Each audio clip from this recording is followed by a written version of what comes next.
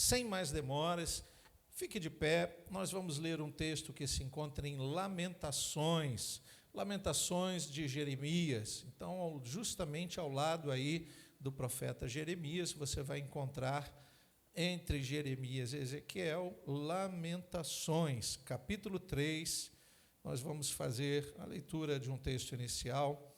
Hoje nós vamos dar sequência ao que falávamos no último domingo, vamos falar sobre a misericórdia do Senhor. Faremos uma série de mensagens sobre esse tema e eu espero que você, no próximo encontro, pergunte àquele irmão que não veio hoje, por que ele está fora do entendimento da misericórdia, porque o Senhor tem incomodado bastante o meu coração para falarmos sobre esse tema. Lamentações de Jeremias, capítulo 3, a partir do versículo 22. Lamentações, capítulo 3, versículo 22 em diante, diz assim. Acompanhe comigo pela TV ou pela sua Bíblia. As misericórdias do Senhor são a causa de não sermos consumidos, porque as suas misericórdias não têm fim, renovam-se cada manhã. Grande é a tua fidelidade. A minha porção é o Senhor, diz a minha alma. Portanto, esperarei nele. Podemos orar? Senhor Deus e Pai, nós te agradecemos pela rica oportunidade de ouvirmos a tua voz nesta noite, Pai. Fala conosco, fala com a tua igreja, ministra nos nossos corações a tua palavra é lâmpada para os nossos pés, luz para o nosso caminho, e ela nos ajudará na caminhada do dia a dia através desta ministração. Em nome de Jesus nós oramos e que todos digam amém. Você pode então tomar o seu lugar, mantenha a sua Bíblia aberta, nós vamos ler alguns outros textos, não são muitos, mas no último domingo pela manhã nós estávamos falando sobre a bondade e a misericórdia do Senhor. E ali, os que estavam aqui, talvez lembrem que eu disse que nós iniciaríamos uma série de mensagens sobre esse tema. É um tema muito importante para nós nos últimos dias, primeiro porque nós vivemos debaixo da misericórdia. Nós somos agraciados, né? Quando falamos da graça, se você juntar a bondade e a misericórdia, você chega ao resultado matemático, entre aspas, sobre a graça. Nós estamos debaixo da graça, então estamos usufruindo a misericórdia. Estamos usufruindo dessa misericórdia. A questão é que nós precisamos ter um entendimento mais profundo sobre isso. Quando falamos sobre misericórdia, se eu perguntasse a qualquer um dos irmãos, você me diria, pastor, misericórdia é um favor que Deus faz por nós, é o alcance do amor de Deus, é o perdão, é a compaixão. Sim, tudo isso resume. Se nós olharmos de uma forma muito rápida para o resultado, a misericórdia é tudo isso. É até de fácil compreensão.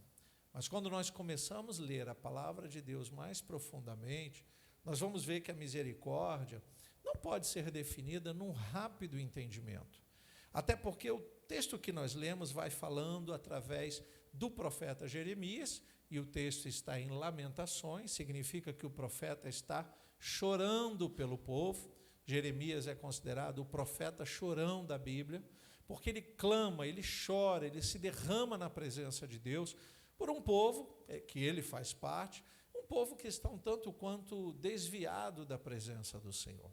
Um povo que está experimentando o cativeiro, a dor, o sofrimento, a irritação dos opositores aqui à Babilônia. Então, quando Jeremias começa a falar sobre misericórdia, ele vai tratar, e nós vamos ver isso, de uma aliança firmada entre Deus e o seu povo. É uma ação benéfica de Deus que faz com que esse povo alcance a misericórdia, mas antes haja entendimento. Deus vai agir por este povo, através do povo, levantando os profetas. O próprio povo vai ser despertado para entender a misericórdia, para depois agradecer essa misericórdia. É verdade que muitos vão dizer, sim, eu reconheço que eu estou vivendo debaixo da misericórdia de Deus. Mas como nós valorizamos isso? Ou não valorizamos? Como nós correspondemos a essa ação de Deus, que é uma ação benéfica? E, logicamente, o contexto de Jeremias não se aplica inicialmente ao mundo. A misericórdia de Deus, nesse contexto histórico, está sobre Israel. E aqui há algo interessante, que ele não define a misericórdia. Ele diz que as misericórdias do Senhor. Por que será que Jeremias é instruído por Deus a não falar de uma única misericórdia? Por que Jeremias está tentando dizer ao povo que existem vários modos de misericórdia? Daí nasce no meu coração o desejo de tentar explicar isso, para que você vá se chegando mais a Deus, estando debaixo da misericórdia em todas as esferas. Você precisa entender quais são os tipos de misericórdia de Deus e como essas misericórdias alcançam o povo. Não é tão simples. Hoje, se você pensar numa lei que vai favorecer aquele que estava na ilegalidade, um criminoso, não é que a gente fala muito nos últimos dias, olha, eles terão direito à saidinha, Dia das Mães, Dia dos Pais. Isso é uma lei que promove uma misericórdia. Nem todos entendem isso. Nem todos aproveitam a misericórdia, alguns nem voltam para a cadeia, né? A gente sabe dessa história. O que é isso? Não valorizar a misericórdia. Não valorizar a ação humana, e aí estamos falando de algo humano, que favorece a um outro humano. Mas quando nós pensamos na ação de Deus, nós nos sentimos meio que assim, irmãos. Se nós estamos adoecidos e queremos a cura, nós estamos pleiteando a misericórdia de Deus, porque sabemos que nesse mundo não haverá saúde plena. Não haverá. Todos nós estamos desfalecendo, estamos adoecendo aos poucos. Isso é uma caminhada rumo à eternidade. Mas quando nós pleiteamos, Senhor, me cura desta ferida, deste mal, o que nós estamos pedindo? Misericórdia. Quando nós estamos passando um momento difícil financeiro e clamamos a Deus para que Deus abra portas, para que Deus abençoe o nosso negócio, o que nós queremos? Misericórdia. Mas não são esses tipos que nós estamos verdadeiramente falando. A aplicação da misericórdia, que pode ser também definida como um ato voluntário de Deus, tem um propósito, tem requisitos para que funcionem. E nós precisamos entender quais são esses requisitos. Essa série de mensagens vai tentar esclarecer no seu coração um pouquinho, e aí você vai encaixando a palavra na sua vida, no seu dia a dia, para que você possa estar debaixo de todas as misericórdias, todas elas. E quando alcançamos a misericórdia humana, pode ter certeza que Deus, quando nós somos dirigidos por Deus, age em favor daquele que nele confia e move a mão sobre os homens dessa terra. Aplica-se então uma misericórdia, e muitas vezes nós nem damos graças a Deus pelo ocorrido, mas se nós confiamos em Deus, Deus vai usar pessoas também nessa terra para aplicarem a misericórdia sobre as nossas vidas. Mas a misericórdia que nos interessa verdadeiramente é a misericórdia divina. E estas misericórdias estão atreladas às virtudes de Deus. Deus é bom, Deus é amor, Deus é justo, Deus é fiel. Veja quantas virtudes. Se nós entendermos que essas misericórdias estão atreladas às virtudes de Deus, então nós temos muito a ganhar quando nós conhecemos quais são. Neste caso, a gente vai começar hoje a falar da misericórdia por aliança. O profeta Jeremias está tentando fazer com que o povo se lembre que há uma aliança entre o Criador e este povo, que por mais que estejam sem desfrutar totalmente da graça de Deus, até porque a graça de Deus já existe desde a criação do homem, só que o homem não consegue entender isso. O homem não consegue perceber que nós somos, segundo Gênesis capítulo 5, nós somos imagem e semelhança não imediatamente do Criador. Nós somos imagem e semelhança do primeiro casal. Gênesis capítulo 5 vai dizer que Adão teve o primeiro filho à sua imagem e semelhança. Então veja como a partir daí nós começamos a ter uma característica já em deformação, porque Adão está experimentando do pecado. Adão permitiu-se conhecer o pecado. Adão está agora desenvolvendo o que chamamos hoje da humanidade, fazendo com que a terra seja povoada debaixo do pecado. Veja que para chegarmos até aqui, nós estamos debaixo da misericórdia de Deus. Nós estamos de pé porque a misericórdia está sobre nós. Nós temos encontro com Deus. Quem aqui merecia se encontrar com Deus nessa noite? Nenhum de nós, irmãos. Mas por estarmos debaixo das misericórdias do Senhor, olha que coisa maravilhosa. Então Deus olha por nós, Deus lança o seu olhar de perdão, de graça, de compaixão, nos envolve, nós fazemos escolhas. Que bom que você escolheu experimentar da misericórdia de Deus nesta noite. Glória a Deus. As lamentações de Jeremias se referem aos erros repetidos por Judá. Judá está experimentando aqui de uma provação terrível, irmãos. O cativeiro não é nada saudável, mas de algum modo, quando eles pensavam que tudo estava perdido, Deus usa o profeta Jeremias para dizer: olha, as misericórdias do Senhor são a causa de vocês não serem destruídos. Por isso ele diz nós, porque ele faz parte do povo. Se houver destruição no lugar que você mora, é bem provável que você vai sofrer os danos. Então nós devemos pedir a misericórdia por todos ao nosso redor. Não é só sobre a nossa vida que estamos falando. Devemos pedir a misericórdia sobre esse povo, sobre os brasileiros, sobre a nação chamada Brasil, sobre os governantes. Orem pelos governantes, peça a misericórdia de Deus sobre a vida deles. São autoridades e dependendo de como eles vão agir, nós podemos viver mais regaladamente ou sofrer. Tudo o que precisamos é das misericórdias do Senhor. Então, o modo de agir aqui de Deus, esplêndido, né? Que palavra que envolve a bondade de Deus, muitos não conseguem entender. Versículo 22 que nós lemos, aí em Lamentações 3, vai dizer exatamente que as misericórdias do Senhor são, no total, no conjunto, a causa de não sermos consumidos, destruídos, aniquilados.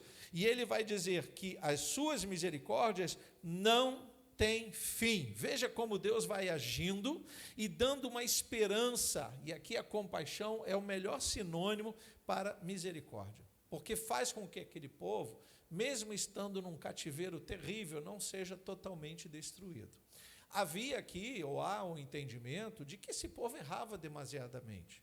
Deus mostrava para eles o caminho da adoração ao único Deus, o Criador. E eles começam a adorar a criatura, eles começam a criar ídolos feitos de ouro, prata, bronze, madeira, pedra. Eles começam a se envolver em coisas ocultas que Deus já havia proibido. Eles começam a olhar para o céu, adorar estrela, sol, lua, fazer festa para os deuses das nações. Então Deus permite que esse povo experimente a provação, mas Deus será glorificado de todos os modos. E o seu povo, aquele que se coloca como povo de Deus, vai viver para a glória de Deus, queira ele ou não. Às vezes é difícil a gente falar assim, porque algumas pessoas só querem dar glória a Deus quando vai tudo bem. Não, querido. Se você adoecer, diga glória a Deus, porque Deus quer mostrar algo e você precisa aprender com Deus. Se você passar uma provação, procure aprender com Deus, procure desfrutar da companhia de Deus, porque se tem algo que nos aproxima de Deus, muito mais do que a gente imagina, é a dor. Nós temos um lugar de encontro com Deus. A igreja é vista como um lugar de se encontrar com Deus. Aqui nós cantamos para Deus, ofertamos para Deus, ouvimos Deus, conversamos com Deus. Esse lugar é maravilhoso, mas você quer ver um crente muito mais próximo de Deus? É um crente adoecido. Porque ele não se encontra com Deus só na igreja. Em casa, ele está conversando com Deus, pedindo cura. Quando ele vai para um hospital e precisa fazer uma cirurgia, imediatamente ele se lembra de Deus. Pede a intervenção divina. Veja como a dor nos aproxima de Deus. E isso eu não estou dizendo que Deus promove a dor para nos encontrarmos com Ele. Pelo contrário. A verdade, segundo a palavra de Deus, é que Deus não queria que o mundo experimentasse nenhum tipo de dor.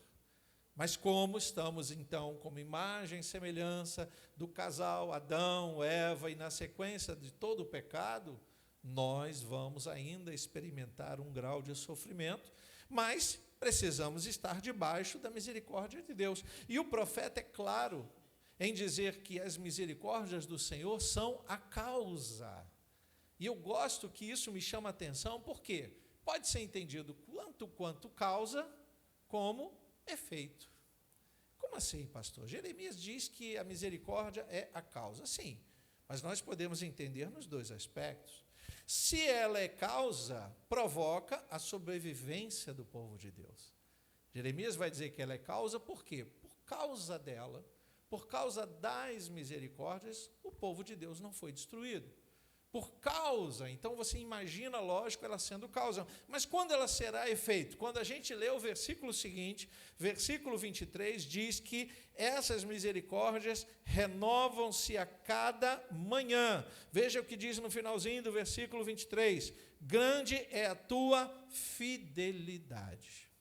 Quando Jeremias chama a atenção para a fidelidade de Deus, agora não é mais causa, é efeito.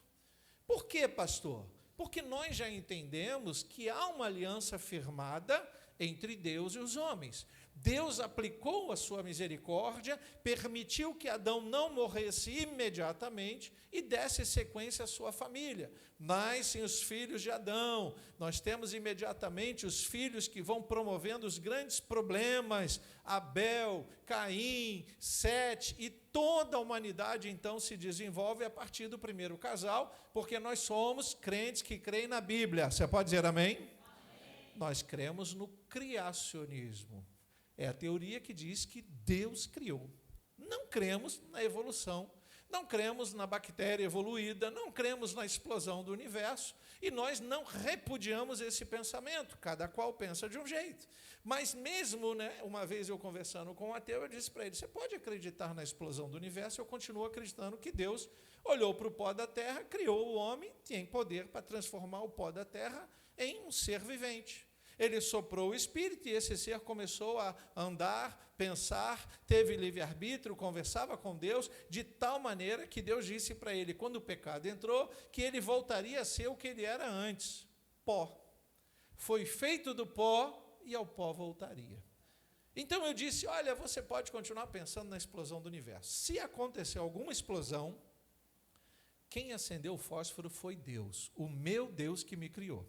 Então, de todas as formas, quem está por trás de tudo é Deus. Você pode dizer glória a Deus? Pronto, aí a gente não briga com os ateus, nem com os cientistas, a gente vai seguindo. Mas veja que há algo interessante nesse versículo, que ele vai falar de uma aliança. E esta aliança, logicamente, precisava ser trazida à memória.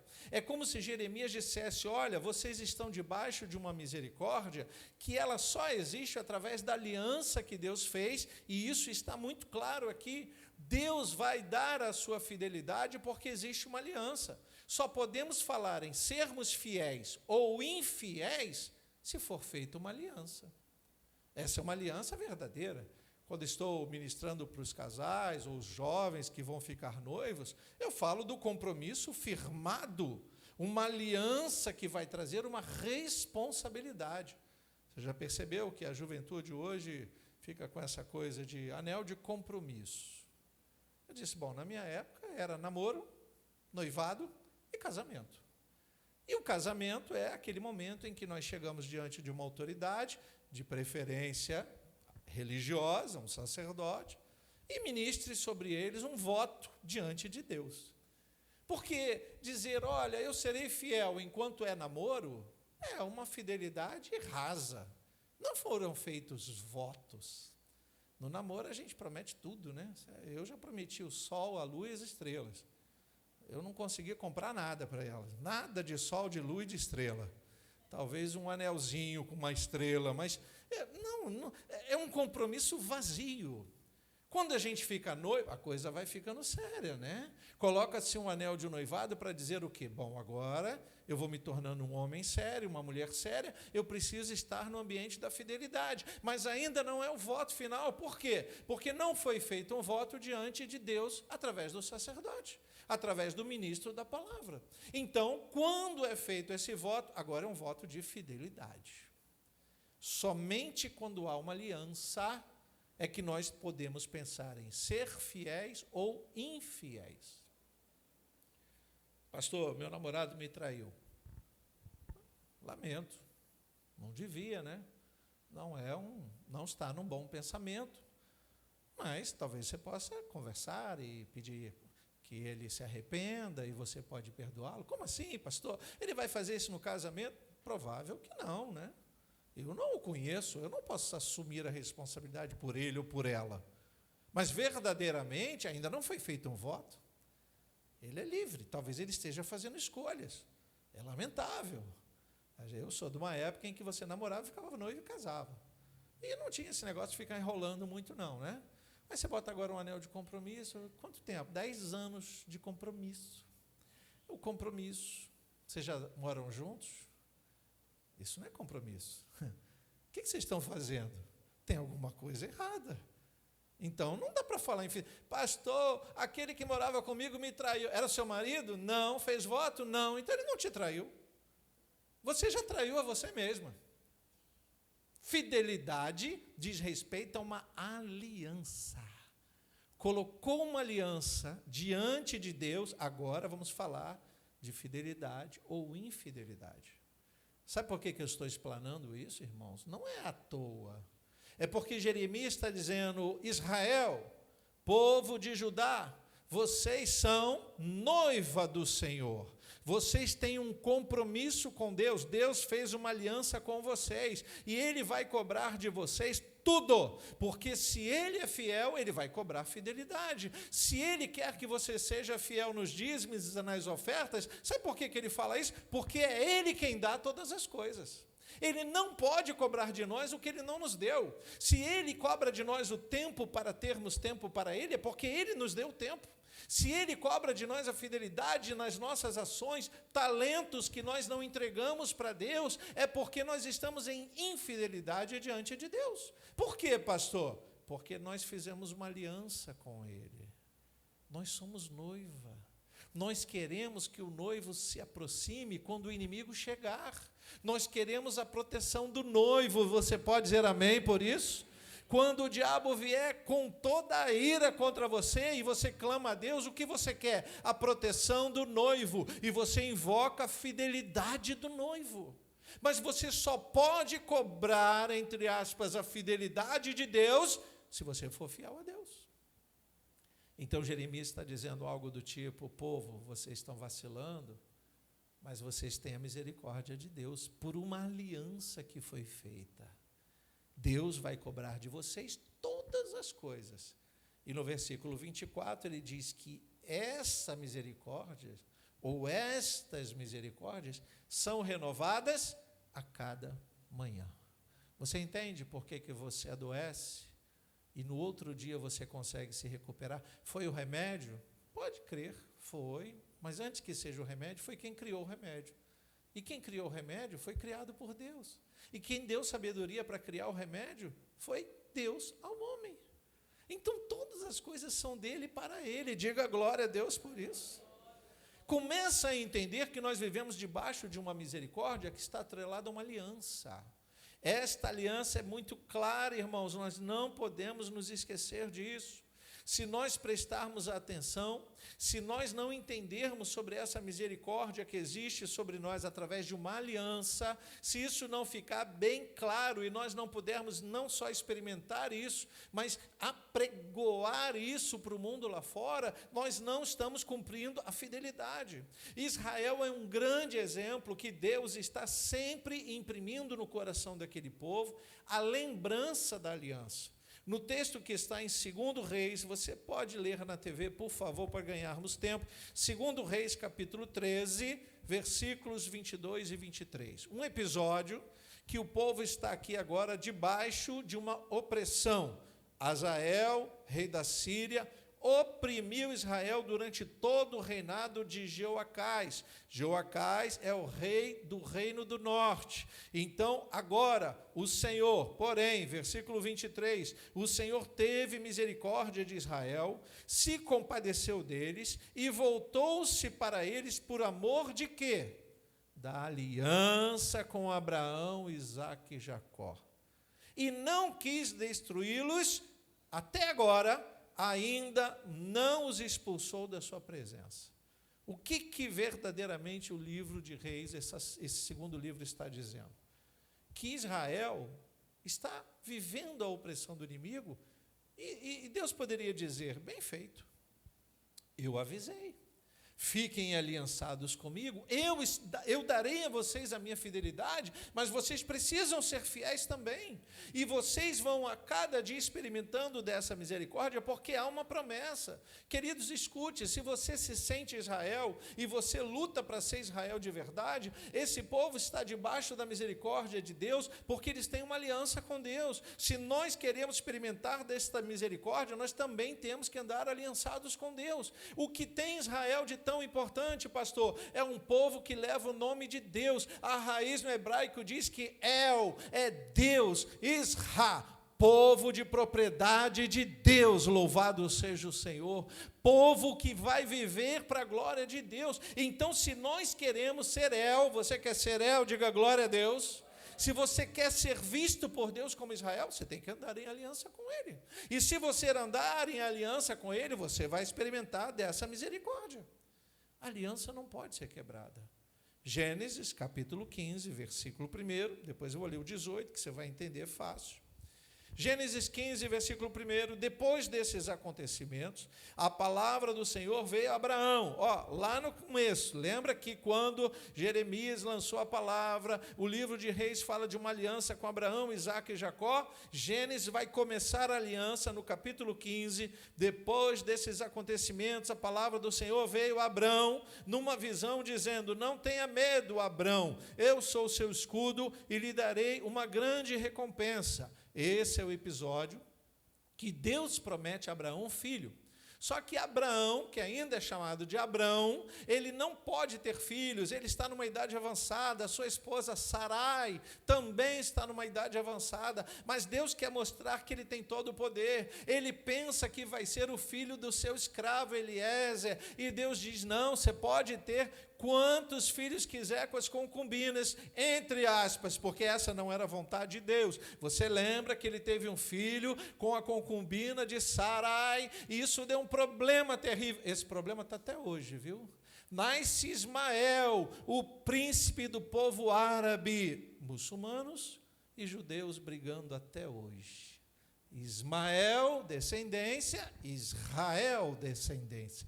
Uma guerra que não sabemos se haverá um fim ao diante dos nossos olhos. Mas veja que aqui começa uma aliança, lá no versículo 18, naquele mesmo dia o Senhor fez aliança com Abraão, dizendo, a sua descendência dei esta terra, desde o rio do Egito até o grande Eufrates. Está aqui, irmãos. Essa guerra que você vê hoje, de terras, que alguns vão dizer, eles querem porque tem ouro, eles querem porque tem petróleo. Isso é uma colocação atual. Mas ambos os povos, árabes e judeus, eles lutam porque eles pleiteiam ser os donos desta terra. E essa terra vai exatamente do rio Egito até o grande rio Eufrates. É justamente o Oriente Médio. Aqui você entende que existe uma aliança. Quando Deus leva o seu povo, veja como Deus está falando conosco, quando Deus desperta você para estar debaixo da misericórdia, é porque Ele quer aplicar dentre as misericórdias, a misericórdia por aliança. Se você andar aliançado com Deus, sabe o que vai estar sobre a sua vida, dia após dia, sendo renovado toda manhã? As misericórdias de Deus sobre você, louvado seja o Senhor. Veja como nós precisamos andar aliançados com Deus. Do mesmo modo, anos e anos depois, quando o povo já estava quase totalmente dizimado, Deus leva profetas para um lado, leva homens fiéis para o outro lado. Jerusalém está destruída, as portas de Jerusalém estão destruídas, não há quem faça o erguimento novamente das portas, não há quem restaure Jerusalém, e agora todo mundo está em cativeiro. Deus toca no coração de um homem chamado Neemias, que é copeiro do rei Artaxerxes. Olha que coisa, irmãos. Naquele momento ele ouve a notícia de que as portas de Jerusalém estão destruídas. Neemias, capítulo 1, versículo 1. Coloca na tela para a gente ganhar tempo. Palavras de Neemias, filho de Acalias, no mês de Quisleu, no 20º ano, quando eu estava na cidade de Suzã. Ele está escrevendo e dizendo onde ele estava. Veio Anani, um dos meus irmãos, com alguns homens de Judá. Eu lhes perguntei a respeito dos judeus que escaparam e que sobreviveram ao exílio e a respeito de Jerusalém. Eles me responderam: os restantes, os que sobreviveram ao exílio e se encontram lá na província, estão em grande miséria e humilhação. Veja como Deus está permitindo o povo sofrer, mas ainda não foi totalmente destruído. As muralhas de Jerusalém continuam em ruínas, e os seus portões foram destruídos pelo fogo. Versículo 4. Quando ouvi estas palavras, eu me sentei, chorei e lamentei por alguns dias. Fiquei jejuando e orando diante do Deus dos céus. Ele não aguentou ouvir aquilo, porque Neemias havia experimentado de um crescimento em Jerusalém, de uma glória de Deus em Jerusalém, um povo que é reconhecido por todas as nações ao redor como um povo próspero, como um povo que prevalece, porque Deus, o Criador, está entre eles. Só que eles começam a se afastar da aliança, começam a se esquecer que eles são noiva de Deus, que eles agora estão experimentando de uma liberdade que não é bom para eles. Deus continua na sua glória, Deus continua operando a sua misericórdia. Vamos continuar lendo versículo 5. Eu disse, Neemias falando: ah, Senhor, Deus dos céus, Deus grande e temível, que guardas a aliança e a misericórdia para com aqueles que te amam e guardam os teus mandamentos. Vê que aqui ele já vai sinalizando que existe uma aliança e que Deus não vai voltar atrás, porque tem uma aliança aí. Mas essa aliança só vai funcionar se ambos forem fiéis. Por isso o nome é aliança. Continua lendo o versículo 6. Estejam atentos os teus ouvidos, ele clamando a Deus, e os teus olhos abertos para que atendas à oração do teu servo, que hoje faço diante de ti, dia e noite, pelos filhos de Israel, teus servos. Faço confissão dos pecados dos filhos de Israel, ou seja, reconhece que Israel errou, que as gerações daquele momento estão todos errados, os quais temos cometido contra ti. Eu e a casa de meu pai pecamos. Vê que há uma confissão, um arrependimento. Versículo 7. Temos procedido de forma totalmente corrupta contra ti, e não guardamos os mandamentos, nem os estatutos, nem os juízos que ordenaste a Moisés, teu servo. Lembra-te da palavra que ordenaste a Moisés, teu servo, dizendo: se vocês forem infiéis, olha aí, irmãos, eu os espalharei entre os povos. E foi um para cada lado. Mas se vocês se converterem a mim e guardarem os meus mandamentos e os cumprirem, então, ainda que os seus desterrados estejam nos lugares mais distantes da terra, vê que isso tem sido uma realidade, hein?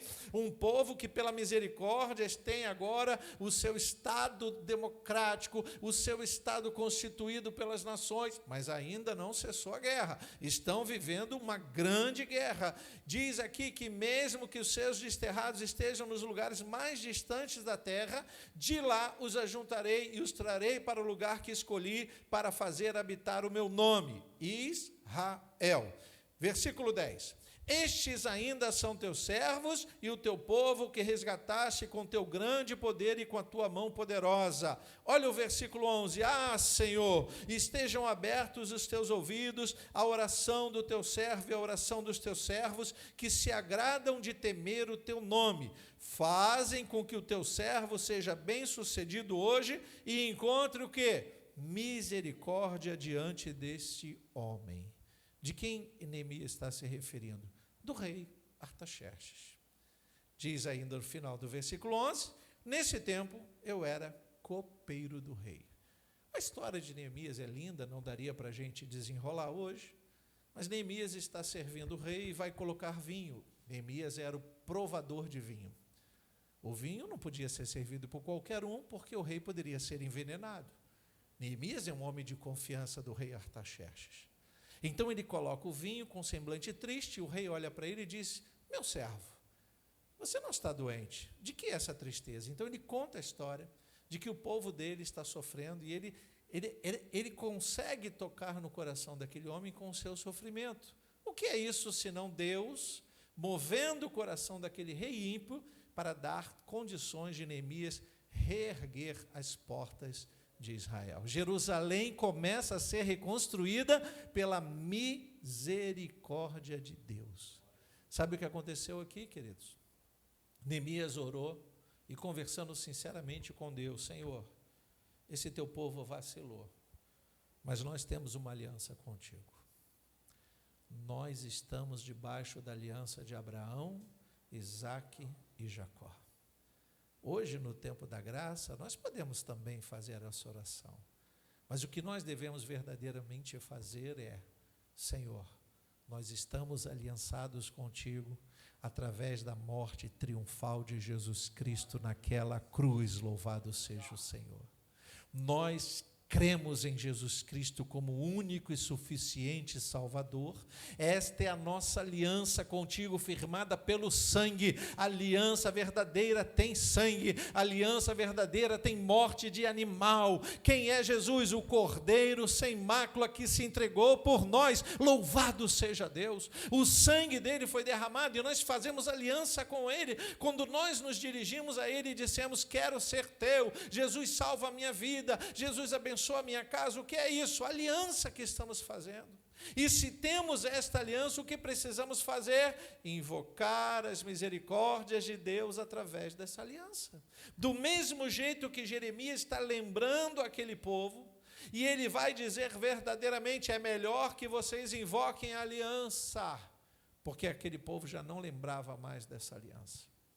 Você sabe, queridos, que no tempo da graça nós temos crentes que se esquecem com muita facilidade da aliança.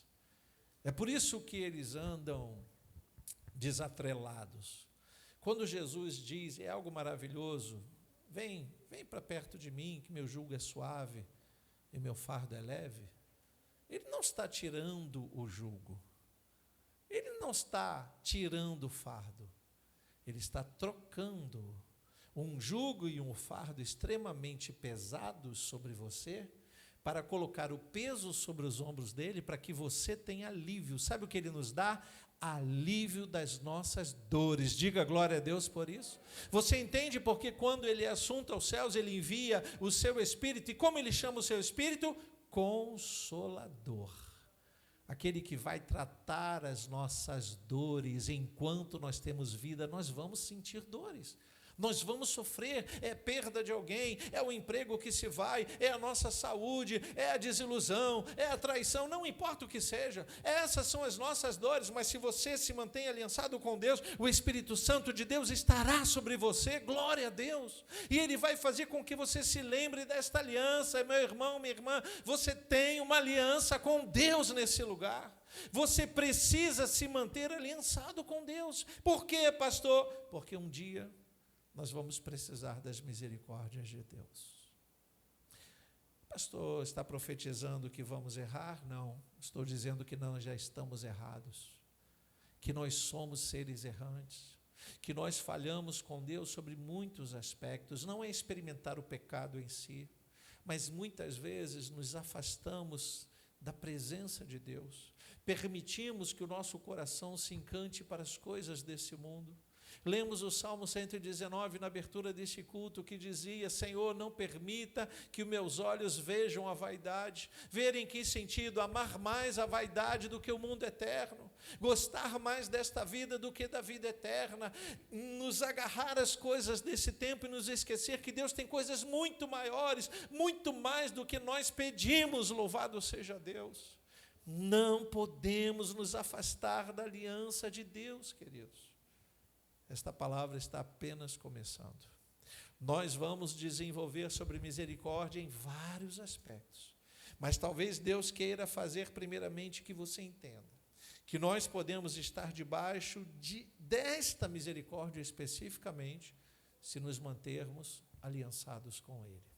Se você ainda não fez a sua aliança com Deus, escute o que eu vou dizer. Eu não conheço a história particular de cada um.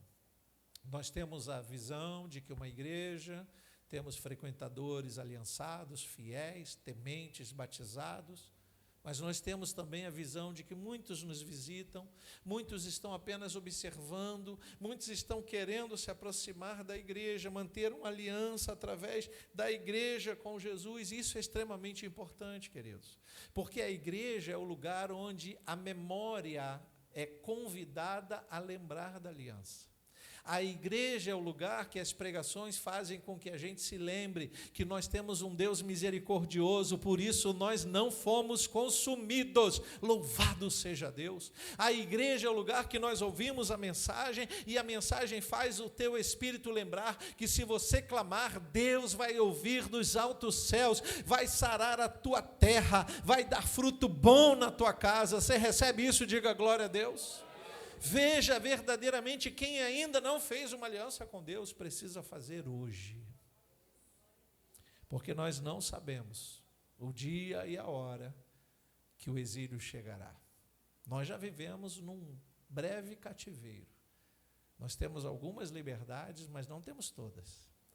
Nós somos tolhidos. Você não pode fazer o que quer. Você não pode. Tem muita coisa acontecendo no mundo espiritual que inibe a nossa liberdade. Se você já fez uma aliança, você tem que se lembrar dela. Ai, pastor, eu fui batizado, eu aceitei Jesus, eu já congreguei, eu já trabalhava, eu fiz tal coisa. Escute, todos os talentos que você tem, Deus foi aquele que lhe deu. Foi Deus. Então você não pode se esquecer disso. Não é uma cobrança de Deus, é uma lembrança de que Deus quer que você traga à memória aquilo que pode te dar esperança. Este mundo é um grande cativeiro. E quando nós, salvos em Cristo, fecharmos os olhos, nós seremos libertados por Ele. Diga glória a Deus. Isso não é nenhum pensamento para a gente desejar partir, não, irmãos. Não, porque nós temos a missão. E qual é a missão? Apregoar Jesus Cristo como Senhor e Salvador deste mundo. Louvado seja Deus, através de nós. Por isso nós não desistimos, por isso muitas vezes o mundo tenta nos jogar para baixo, nós somos traídos, vilipendiados, falam mal dos crentes. Não se preocupe, Jesus sofreu muito mais do que você. Levante a cabeça e diga: Senhor, obrigado pela tua misericórdia. Louvado seja Deus. E peça a misericórdia de Deus por aqueles também que provocam você. Porque se tem uma coisa que eu entendo, é quando mais a gente quer fazer a coisa certa, mais provocados pelo mundo nós seremos. O crente só sabe se ele está fazendo a coisa certa quando ele invoca, quando ele provoca o diabo. Pastor, está uma luta, hein? Então acho que você está fazendo a coisa certa. Porque quando você está buscando muito a Deus, o diabo fica incomodado. Será, pastor, que todo vento... Não, tem vento que Deus deixa, Deus assopra. Não é tempestade, não, irmão. Às vezes a gente passa as nossas lutas só para nos lembrarmos dele. Mas a grande verdade é que quando nós queremos fazer a coisa certa, o inimigo se levanta. Deixa ele se levantar. Se você não fez aliança, vou convidar você a fazer hoje. Se você já tem uma aliança, traga à memória todos os termos dessa aliança. Posso ouvir um amém? Você pode se colocar de pé em nome do Senhor. Curve a sua cabeça, não deixe a sua aliança de lado, os termos já foram trazidos aqui. Feche seus olhos, porque eu quero orar por você. Eu vou pedir que você que trouxe à sua memória o dia em que você conversou com Deus, que você pediu o socorro de Deus, e Deus ouviu a tua voz, e é por isso que você não foi destruído. Sabe aquele dia em que você estava sofrendo demasiadamente, e Deus mostrou o quanto Ele pode abençoar, trazendo você hoje à presença dEle? Você está debaixo da misericórdia de Deus. Seja grato ao Senhor por isso. Converse com Deus nesse momento e, se desejar, coloque a mão no seu coração. Se você já fez uma aliança com Deus, você precisa apenas se lembrar de todos os votos que você fez a Ele. Você não pode quebrar essa aliança. Você precisa ser fiel a Deus, porque Deus tem sido fiel pela sua palavra. Esta misericórdia está sobre você, porque Deus se manteve aliançado contigo. Mas se você quer realmente invocar esta misericórdia, você precisa fazer a sua parte. Você precisa verdadeiramente dizer: Senhor, eu me mantenho aliançado contigo, Pai. Eu só preciso consertar algumas coisas. Talvez você queira conversar com Deus sobre isso e dizer o que precisa ser mudado.